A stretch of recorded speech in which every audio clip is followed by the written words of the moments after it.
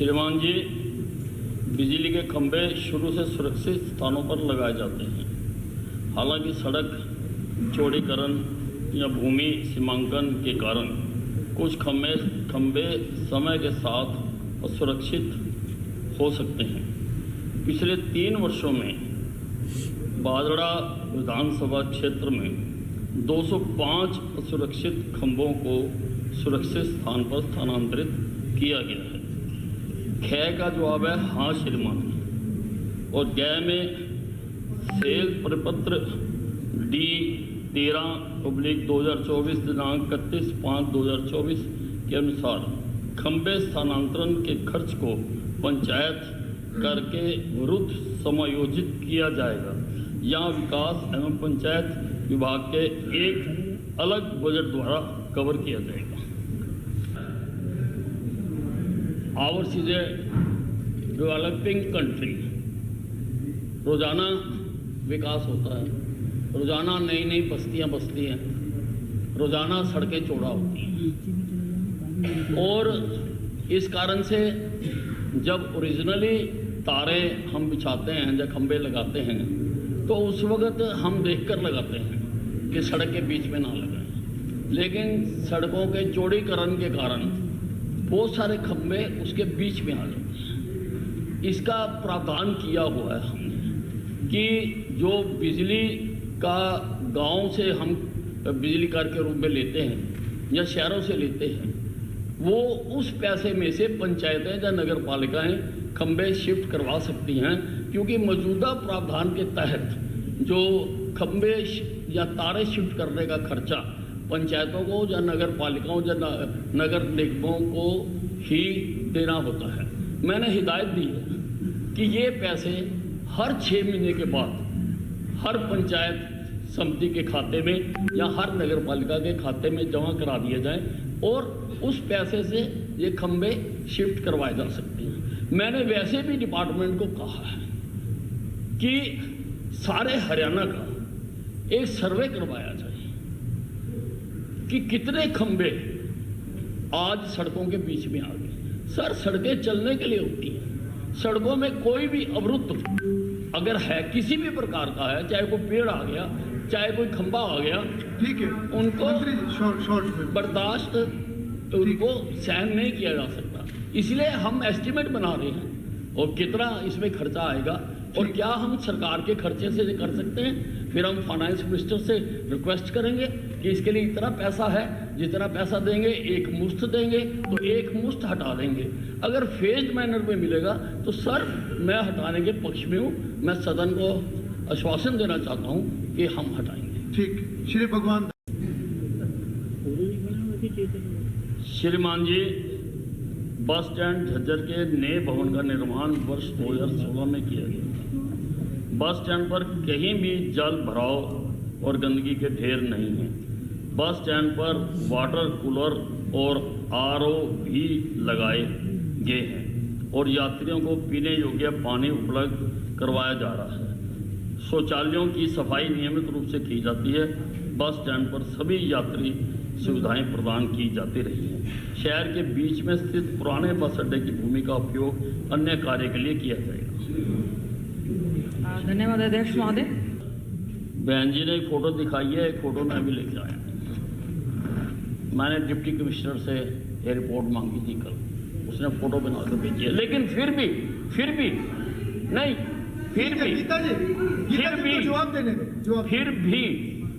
मैं सभी बस अड्डों पर, ना केवल झज्जर के बस अड्डे, मैं सर खुद भी ट्रांसपोर्ट मिनिस्टर का जब मुझे विभाग दिया गया, पहले दिन ही मैंने बस में भी सफ़र किया और मैंने कई बस अड्डे भी जाकर देखे। उसके अलावा भी मैं कई बस अड्डों पर गया हूं और मैं जाता रहूँगा। हम बस अड्डों पर सब सुविधाएं मिले, स्टाफ को भी मिले, यात्रियों को भी मिले, वहाँ पर साफ सफाई हो, बिल्कुल एयरपोर्ट की तरह हम साफ सफाई करना चाहते हैं। मैंने विभाग को कहा है कि साफ सफाई करने के लिए सब स्थानों पर वैक्यूम मशीनें इस्तेमाल की जाएं, जिससे उनकी साफ सफाई की जा सके। सर, खाने पीने के सामान के लिए भी हम बहुत गंभीरता से सोच रहे हैं और हमने एक प्रपोजल बनाकर भेजी है कि अगर टूरिज्म विभाग, अभी हमने पायलट प्रोजेक्ट के तौर पर कि अगर चाहे तो हम वहाँ पर जो गंदा मंदा सामान बिकता है, मैं यात्रियों को नहीं खिलाना चाहता सर। बड़ी लंबी दूर दूर की बसें चल रही हैं, मैं डुप्लीकेट पेयजल नहीं पिलाना चाहता सर। मैं चाहता हूं कि वहां पर ठीक पेयजल मिले, स्टाफ को ठीक खाना मिले, स्टाफ के रहने की व्यंजन। मुझे लेट मी स्पीक, आपको मुकम, आप जो पहले बहुत बोल चुके मैडम, अब पहले बहुत बोल चुके कि यात्रियों को भी और स्टाफ को भी अच्छा खाना मिले। अगर किसी कारण से टूरिज्म के साथ ना हो सका तो मैंने ये भी कहा है कि जैसे रेल डिपार्टमेंट सारे हिंदुस्तान में यात्रियों को कॉर्पोरेशन बना के अच्छा खाना मुहैया कराता है, उसका अध्ययन किया जाए और पॉसिबल हो तो हम भी ऐसा बनाए ताकि लोगों को अच्छा खाना मिले, टॉयलेट भी अच्छी तरह साफ हो। सर मैं आपको बताना चाहता हूँ कि मैं परिवहन विभाग को परिवहन विभाग बनाना चाहता हूँ, मैं परिवहन को परिवहन बनाना चाहता हूँ। सर जो पुरानी जगह है, जो पुराना बस अड्डा है, अब बहन जी ने कहा सब्जी मंडी बना दें, ये करते, वो काम तो हम करते नहीं है। लेकिन कोई भी विभाग अगर एक मिनट कंक्लूड, अगर कोई भी विभाग उसमें कोई भी चीज बनाना चाहेगा तो हम उसके लिए एनओसी देते हैं। दो त्योहार, एक नवरात्रे और एक ईद के पवित्र दिन आ रहे हैं सर। मैं आपके माध्यम से हरियाणा की जनता को शुभकामनाएं देना चाहता हूं और उम्मीद करता हूं कि सब अपने अपने त्यौहार को खुशी खुशी मनाएंगे। ने एक बहुत ही बेहतरीन राज्य का गीत यहाँ पर प्रस्तुत किया है, जिसमें हरियाणा की भाषा, संस्कृति, भाईचारा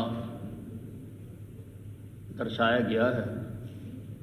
मैं तो एक ही बात कहने के लिए खड़ा हुआ हूँ कि इसकी कापी सारे सदस्यों को मुहैया करा दी जाए ताकि हम भी इसको कंठस्थ कर लें, इसको हम पढ़ लें अच्छी तरह से, हम इसको समझ लें, ताकि जैसे जनगण मन पे हम जब गाया जाता है तो हम मन ही मन उसको भी गाते हैं। उसी प्रकार से जैसे भी कहीं पर यह गीत गाया जाए तो हम मन ही मन में इस गीत को भी गा सकें। धन्यवाद। जो मैं गाता हूँ ना उससे आप नाराज हो जाते हो।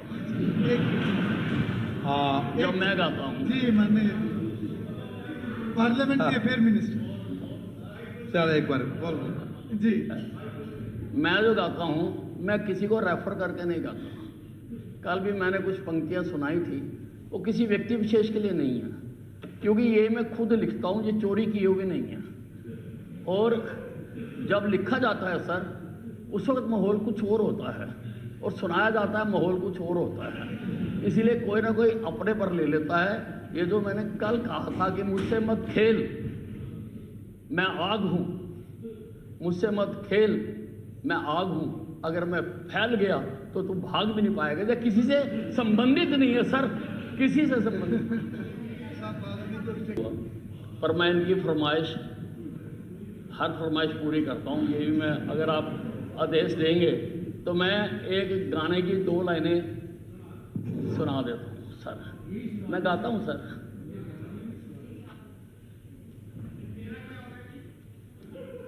वो आपका नंबर भी आएगा, भुट्टा साहब ने फरमाइश करती ना, तो हम किसी को भी इसमें वो निराश होकर नहीं जाना। देखिए बहुत लंबा सत्र का आज आखिरी दिन है, कोई बात नहीं, सब हंसते खेलते जाए, सब हंसते खेलते जाए आज। जी विज साहब। सर गाने से पहले मैं अपनी 2 पंक्तियां और सुनाना चाहता हूं। तूफान हूं मैं, तूफान हूं मैं खुद तूफानों से खेलता हूं। तूफान हूं मैं खुद तूफानों से खेलता हूं। तूफान हूं मैं खुद तूफानों से खेलता हूं। मुझसे टकराने वालों के मैं अंत का पैगाम हूं। तूफान हूं मैं खुद तूफानों से खेलता हूं।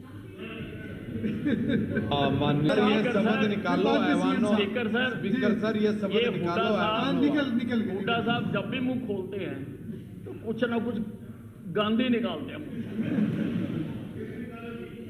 आप निकाल दिया विज साहब प्लीज चलिए सर। चलिए अब गाने के ऊपर संसदीय कार्य मंत्री आप अपनी बात रखिए।